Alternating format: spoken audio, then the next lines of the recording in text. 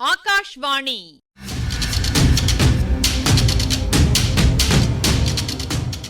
பொன்னியின் செல்வங்கள் வாசிப்பும் ஆய்வும். வாசிப்பவர் ராமசுவாமி சுதர்சன் அவர்கள்.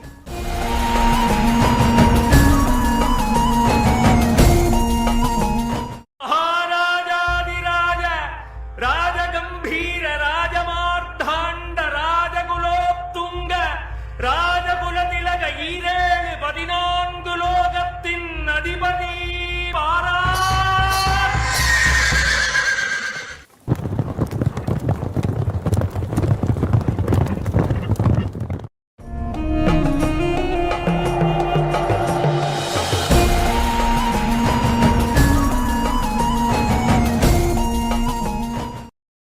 முதன் மந்திரி அனிருத்த பிரம்மராயர் வீற்றிருந்த பல்லக்கு நிலாமுற்றத்தை நோக்கி வந்தது. அங்கே வந்த பிறகு இருந்த அமளி துமளியை பார்த்தவுடன் ஆழ்வார்க்கடியான் அவர் காதிலே ஏதோ கிசுகிசுக்க, அவர் உடனே அமளி துமளிக்கு காரணமான வந்தியத்தேவனையும் பினாகபாணியையும் சிறைப்பிடிக்கும்படி சொன்னார். ஆழ்வார்க்கடியான் வந்தியத்தேவனை நோக்கி ஜாடை செய்யவே அவன் தன்னை சிறைப்படுத்தும் போது சும்மா இருந்தான்.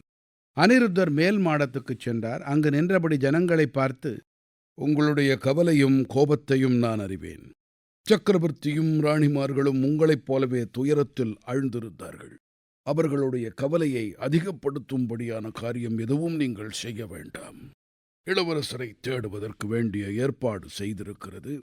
நீங்கள் எல்லோரும் அமைதியாக வீடு திரும்புங்கள் என்று கூறினார். சக்கரவர்த்தியை நாங்கள் பார்க்கணும், சக்கரவர்த்தி பழையாறைக்கு திரும்பி வரணும் என்று கூட்டத்தில் ஒருவர் கூறினார். இலங்கையில் உள்ள எங்கள் ஊர் வீரர்கள் கதி என்ன என்று இன்னொருவர் கேட்டார். சக்கரவர்த்தி தஞ்சை அரண்மனையில் பத்திரமாயிருக்கிறார். அவர் தங்கியுள்ள அரண்மனையை இப்போது வேளக்கார படையினர் இரவு பகல் என்று காவல் புரிகின்றனர். கூடிய சீக்கிரத்தில் சக்கரவர்த்தியை இந்த நகருக்கு நானே அழைத்து வருகிறேன். இலங்கையில் உள்ள நம் வீரர்களைப் பற்றியும் உங்களுக்கு கவலை வேண்டாம். ஈழத்து போர் நமக்கு பூரண வெற்றியுடன் முடிந்துவிட்டது. நம் வீரர்கள் விரைவில் திரும்பி வந்து சேருவார்கள் என்று முதன் மந்திரி அறிவித்ததும் கூட்டத்தில் பெரும் உற்சாக ஆரவாரம் ஏற்பட்டது. சுந்தர சோழரையும் அன்பில் அனிருத்தரையும் வாழ்த்திக் கொண்டு ஜனங்கள் திரும்பலானார்கள். முதன் மந்திரி பெரிய மகாராணியை பார்த்து, தேவி, தங்களிடம் மிக முக்கியமான விஷயங்களைப் பற்றி பேச வேண்டும். அரண்மனைக்குள் போகலாமா என்றார். இளவரசியை திரும்பி பார்த்து, அம்மா, உன்னிடம் பிற்பாடு வருகிறேன் என்று கூறியதும் குந்தவை தன்னுடைய இருப்பிடத்துக்கு புறப்பட்டாள். அவளுடைய மனத்தில் இப்போது பல கவலைகள் குடிகொண்டன. சோழ சாம்ராஜ்யத்தில் யாராவது ஒருவரிடம் குந்தவை பயம் கொண்டிருந்தாள் என்றால் அவர் முதன் மந்திரி அனிருத்தர்தான். கழுகு பார்வையுள்ள மனிதர் அவர். புறக்கண்களினால் பார்ப்பதைத் தவிர எதிரே உள்ளவர்களின் நெஞ்சிலும் ஊடுருவிப் பார்த்து அவர்களுடைய அந்தரங்க எண்ணங்களை அறியும் ஆற்றல் படைத்தவர். அவருக்கு எவ்வளவு தெரியும், எவ்வளவு தெரியாது, அவரிடம் எதைச் சொல்லலாம், எதைச் சொல்லாமல் விடலாம் என்பதைப் பற்றி இளைய பிராட்டிக்கு ஒரே குழப்பமாயிருந்தது. வாணர்குல வீரரையும் பினாகபாணியையும் சேர்த்து அவர் சிறைப்படுத்தும்படி கட்டளையிட்டது இளவரசிக்கு ஆத்திரத்தை உண்டு பண்ணியது. அதை வெளிக்காட்டிக் கொள்ளவும் முடியவில்லை. அந்த மாபெரும் ஜனக்கூட்டத்தின் முன்னால் வந்தியத்தேவனுக்கு பரிந்து பேசவும் முடியவில்லை. என்னிடம் பிற்பாடு வருகிறாராமே, வரட்டும் வரட்டும், ஒரு கை பார்த்து விடுகிறேன் என்று மனத்தில் கருவிக்கொண்டே தன் அந்தப்புரத்தை நோக்கி விரைந்து சென்றாள். செம்பியன் மாதேவி சோழ சாம்ராஜ்யத்தில் அனைவருடைய பயபக்தி மரியாதைக்கும் உரியவராயிருந்தவர். முதன் மந்திரி அனிருத்த பிரம்மராயரும் அதற்கு விலக்கானவர் அல்ல. ஆனாலும் அம்மூதாட்டி இச்சமயம் ஏதோ ஒருவித பயத்துடனேயே நடந்து கொண்டார். அனிருத்தர் ஆசனத்தில் அமர்ந்த பிறகே தாம் அமர்ந்தார்.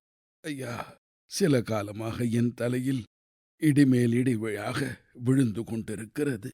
நீரும் அத்தகைய செய்தி ஏதேனும் கொண்டு வந்தீரா, அல்லது ஆறுதலான வார்த்தை சொல்லப் போகிறீரா என்று வினவினார். அம்மணி, மன்னியுங்கள், தங்கள் கேள்விக்கு என்னால் விடை சொல்ல முடியவில்லை.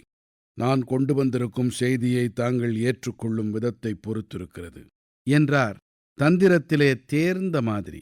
பொன்னியின் செல்வனை பற்றி செய்தி உண்மைதானா ஐயா? என்னால் நம்பவே முடியவில்லையே. அருள்மொழிவர்மனைப் பற்றி நாம் என்னவெல்லாம் நம்பிக்கொண்டிருந்தோம். இந்த உலகத்தையே ஒரு குடை நிழலில் ஆளப் பிறந்தவன் என்று நாம் எத்தனை தடவை பேசியிருக்கிறோம். பெருமாட்டி, ஜோசியர்கள் அவ்விதம் சொல்வதாக தாங்கள் என்னிடம் கூறியது உண்மைதான். அடியேன் தங்களை மறுத்தும் பேசியதில்லை, ஒத்துக்கொண்டும் பேசியதில்லை. அது போகட்டும். இப்போது சொல்லுங்கள், பொன்னியின் செல்வனை சமுத்திரராஜன் கொள்ளை கொண்டு விட்டது நிச்சயம்தானா? நிச்சயம் என்று யார் சொல்ல முடியும் தாயே? அம்மாதிரி செய்தி நாடு நகரமெங்கும் பரவியிருப்பது நிச்சயம். அது உண்மை என்று ஏற்பட்டால் இந்த சோழ நாட்டின் கதி என்ன? எத்தகைய விபரீதங்கள் ஏற்படும்? விபரீதங்கள் அது உண்மை என்று ஏற்படும் வரையில் காத்திருக்கப் போவதில்லை என்று தோன்றுகிறது. ஆம் ஆம், விபரீதம் நேரிடுவதற்கு வதந்தியே போதுமானதுதான். இந்த பழையாறை நகர மக்கள் இவ்வளவு ஆத்திரங்கொண்டு திரளாக அரண்மனைக்குள் பிரவேசித்ததை இதுவரையில் நான் பார்த்ததில்லை. பழையாறையில் மட்டும்தான் இப்படி நடந்ததென்று கருத வேண்டாம். தஞ்சாவூர் நகரம் நேற்று முதல் அல்லூல கல்லூலமாயிருக்கிறது. வேளக்கார படையினர் சக்கரவர்த்தியின் அரண்மனையை விட்டு நகர மறுத்துவிட்டார்கள். மக்கள் கோட்டைக்குள் திரள் திரளாக புகுந்து பழுவேட்டரையர்களின் மாளிகைகளை சூழ்ந்து கொண்டார்கள். மதங்கொண்ட யானைகளை ஜனங்கள் பேரில் ஏவிவிட்டு அவர்களை கலைந்து போகும்படி செய்ய வேண்டியதாயிற்று. ஐயோ, இது என்ன விபரீதம்! எத்தகைய பயங்கரமான செய்தி! மதுராந்தகர் பழையாறைக்கு வந்துவிட்டதே நல்லதாய்ப் போயிற்று. இல்லாவிடில் அந்த பயங்கரமான பழி அவரையும் சேர்ந்திருக்கும். ஐயா, மதுராந்தகன் எப்படி மாறிப் போயிருக்கிறான் என்று தெரிந்தால் ஆச்சரியப்பட்டு போவீர்கள். ஆச்சரியப்பட மாட்டேன் தாயே. அவையெல்லாம் எனக்கு சில காலமாகத் தெரிந்த விஷயம்தான். தெரிந்திருந்தும் அவனுடைய மனத்தை மாற்ற தாங்கள் ஒரு முயற்சியும் செய்யவில்லை. இப்போதாவது யோசனை சொல்லி உதவுங்கள். மதுராந்தகருடைய மனத்தை மாற்ற வேண்டிய அவசியம் இருப்பதாக எனக்கு தோன்றவில்லை. அவருடைய கட்சியை ஆதரித்துப் பேசவே நான் வந்திருக்கிறேன். அப்படியென்றால் எனக்கு விளங்கவில்லை ஐயா. அம்மணி, மதுராந்தகர் இந்த சோழ சிங்காதனம் தமக்கு உரியது என்று கருதுகிறார். சக்கரவர்த்திக்குப் பிறகு தாம் இந்த ராஜ்யத்தை ஆள வேண்டும் என்று ஆசைப்படுகிறார். அது நியாயமான ஆசை. நன்றாக அவர் மனதில் வேரூன்றிவிட்ட ஆசை. அதை தடுக்க முயல்வதனால் சோழ ராஜ்யத்துக்கு நன்மை ஏற்படாது. அதை நிறைவேற்றி வைப்பதுதான் உசிதம். ஐயோ, இது என்ன வார்த்தை! தாங்கள் கூடவா சோழ சக்கரவர்த்திக்கு துரோகம் செய்ய துணிந்து விட்டீர்கள்? இது என்ன விபரீத காலம்! பெருமாட்டி, சக்கரவர்த்திக்கு துரோகம் செய்ய நான் கனவிலும் கருதியதில்லை. சக்கரவர்த்தியின் கட்டளையின் பேரிலேயே வந்தேன். அவர் தங்களிடம் விண்ணப்பித்துக் கொள்ளச் சொன்னதைத்தான் சொல்லுகிறேன். சக்கரவர்த்தியின் காலத்துக்குப் பிறகு மதுராந்தகர் சிங்காதனம் ஏற விரும்புகிறார். பழுவேட்டரையர்கள் அதற்காக சதி செய்கிறார்கள். ஆனால் சக்கரவர்த்தி இப்போது மதுராந்தகருக்கு முடிசூட்டிவிட்டு சிங்காசனத்திலிருந்து விலகிக் கொள்ள விரும்புகிறார். இதற்கு தங்கள் சம்மதத்தை பெற்று வரும்படி என்னை அனுப்பியிருக்கிறார். சக்கரவர்த்தி அவ்விதம் செய்ய விரும்பலாம். ஆனால் அதற்கு என்னுடைய சம்மதம் ஒரு நாளும் கிட்டாது. என் பதியின் விருப்பத்துக்கு விரோதமான இந்த காரியத்தை நான் ஒப்புக்கொள்ள மாட்டேன். கல்விக்கடலின் கரைகண்ட முதல் அமைச்சரே, சக்கரவர்த்தியே சொன்னாலும் தாங்கள் இந்த முறை தவறான காரியத்தை என்னிடம் சொல்ல எப்படி வந்தீர்? சோழ சிங்காசன உரிமையைப் பற்றி தங்களுக்கும் எனக்கும் மட்டும் தெரிந்த சில உண்மைகள் இருக்கின்றனவென்பதை தாங்கள் அடியோடு மறந்து விட்டீர்களா? அம்மணி, நான் எதையும் மறக்கவில்லை. தங்களுக்கு தெரியாத சில உண்மைகளும் எனக்கு தெரியும். ஆகையினாலேயே சக்கரவர்த்தியின் தூதனாக தங்களிடம் வந்தேன். ஐயா, தங்களுடைய மதிநுட்பமும் ராஜதந்திரமும் உலகம் அறிந்தவை. அவற்றை பெண்பாலாகிய என்னிடம் காட்ட வேண்டாம். பெருமாட்டி, தங்களிடம் நான் வாதாட வரவில்லை. என் சாமர்த்தியத்தை காட்டுவதற்கும் வரவில்லை. இந்த சோழ நாட்டை பேரபாயத்திலிருந்து காப்பாற்றியருளும்படி மன்றாடி பிரார்த்தனை செய்ய வந்தேன். தங்கள் பிரார்த்தனையை பிறை சூடும் பெருமானிடம் செலுத்திக் கொள்ளுங்கள்.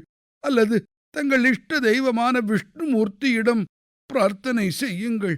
ஆம் தாயே, தாங்கள் பெரிய மனது செய்யாமற் போனால் அம்பலத்தானும் அரங்கத்தானும் தான் இந்த நாட்டை காப்பாற்ற வேண்டும். அப்படி என்ன ஆபத்து இந்த நாட்டுக்கு வந்துவிட்டது? மதுராந்தகன் சிங்காதனம் ஏறுவதால் அதை எப்படி தடுக்க முடியும்? கேளுங்கள் பெருமாட்டி. இன்றைக்கு இந்த நகர மாந்தர் கொதித்தெழுந்தது போல காஞ்சிபுரத்திலிருந்து ராமேஸ்வரம் வரை உள்ள மக்கள் இன்னும் 2-3 நாளைக்குள் ஆத்திரமடைந்து கொதித்தெழுவார்கள். அத்துடன் முடிந்து விடாது. இலங்கையிலிருந்து பூதி விக்ரமகேசரி ஏற்கனவே படை திரட்டிக் கொண்டு புறப்பட்டு விட்டார் என்று அறிகிறேன். ஆதித்த கரிகாலனுக்கு செய்தி எட்டும்போது அவனும் பொறுக்க மாட்டான். வடதிசை சைன்யத்துடன் தஞ்சையை நோக்கி கிளம்புவான். பழுவேட்டரையர்களும் மற்ற சிற்றரசர்களும் ஏற்கனவே படை திரட்டிக் கொண்டிருக்கின்றார்கள். கௌரவர்களுக்கும் பாண்டவர்களுக்கும் நடந்த யுத்தத்தைப் போன்ற பயங்கரமான தாயாதி சண்டை இந்த நாட்டில் நடைபெறும். தங்களுடைய உற்றார் உறவினர் எல்லோரும் அழிந்து விடுவார்கள். இதையெல்லாம் தாங்கள் பார்த்து கொண்டிருக்கப் போகிறீர்களா?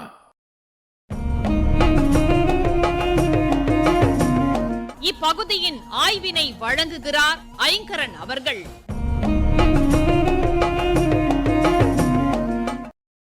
சோழ பேரரசுல எல்லாருடைய பயபக்தி மரியாதைக்கும் உரியவராக இருந்துகிட்டு வந்திருக்கார் செம்பியன் மாதேவியார். அவங்களே இப்போ அனிருத்தரின் வருகையால கவலை கொண்டிருப்பத நுட்பமான உடல் மொழியால காட்டுறார் கல்கி. வயதில் சிறியவரான அன்பில் அனிருத்த பிரம்மராயர் அமர்ந்த பிறகே அச்சத்தோட கலக்கத்தோட அமர்றாங்க. நீதான் என் ஜென்ம சத்ருன்னு சொல்லி மனசை புண்படுத்திட்டான் மகன். சற்றைக்கெல்லாம் பொன்னியின் செல்வனை பத்தின துக்கச் செய்தி. பொன்னியின் செல்வனை சமுத்திரராஜன் கொள்ளை கொண்டு விட்டது நிச்சயம்தானா? நிச்சயம் என்று யார் சொல்ல முடியும் தாயே? அம்மாதிரி செய்தி நாடு நகரமெங்கும் பரவி இருப்பது நிச்சயம். நேயர்களே, உலக புகழ்பெற்ற கிரிக்கெட் வீரர் பல ஆண்டுகளுக்கு முன்னால சொன்னதை நினைவு கூர்வோம். வதந்திகளை கேட்காதீர்கள், கேட்டாலும் நம்பாதீர்கள். இதன் உட்பொருள், நம்புற மாதிரி இருந்தாலும் உங்களுடைய கருத்தை தெரிவிக்காதீங்க. சரி, தனாதிகாரி கடம்பூரிலிருந்து தஞ்சைக்கு திரும்பினதும் தம்பி காலாந்தக கண்டரோட ரொம்ப நேரம் உரையாடிக்கிட்டு இருந்தது நினைவிருக்கும்.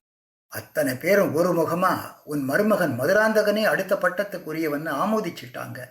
இதை கேட்ட சின்னவர், தலைவர்களை பத்தி சொல்றதெல்லாம் சரி, மக்கள் மறுப்பு தெரிவிச்சா? இப்படி வினா எழுப்பினார். ஆஹா, மக்களை யார் கேட்க போறாங்க? மக்கள் ஆட்சேபிக்க துணிஞ்சா மறுபடியும் அவங்க இந்த மாதிரி காரியங்களை பிரவேசிக்காதபடி பண்ணிடணும்னு கத்தினார் பெரியவர். பாருங்க, பொன்னியின் செல்வர் பத்தின செய்தி கேட்டு தஞ்சாவூர்ல நடந்தத ஆத்திரம் கொண்ட மக்களை மதம் பிடிச்ச யானைகளை ஏவி விட்டு கலைஞ்சு போக செய்ய வேண்டியதாயிடுச்சுன்னு ரொம்ப நாசூக்கா சொல்றார் முதன் மந்திரி. நடந்ததை திரிச்சு பொய்யான செய்திய தூதர் மூலமா பழையாறைக்கு அனுப்பியிருக்காங்களே. அம்பலத்தானும் அரங்கத்தானும் தான் இந்த நாட்டை காப்பாற்ற வேண்டும்னு அனிருத்தர் சொன்னார் மன நெகிழ்வோட. கருணை மாமுகிலான மால் ஸ்ரீரங்கத்தில் துயில்கிறான். முக்கன் ஈசன் சிதம்பரத்தில் களிநடம் புரிகிறான். இந்த 2 அரங்கத்திலும் இருப்பவன் ஒருவனேன்னு தெளிவுபடுத்துகிறார் பொய்கை ஆழ்வார். பொன்திகழ்மேனி புரிசடையும் புண்ணியனும் நின்றுலகம் தாய நெடுமாலும் என்றும் இருவரங்கத்தான் திரிவரேனும் ஒருவர் அங்கத்தென்றும் உடன். நேர்களே, பக்கத்தில் ஆழ்வார்க்கடியான் இல்லை என்பதை நினைவுபடுத்திக்கணும்.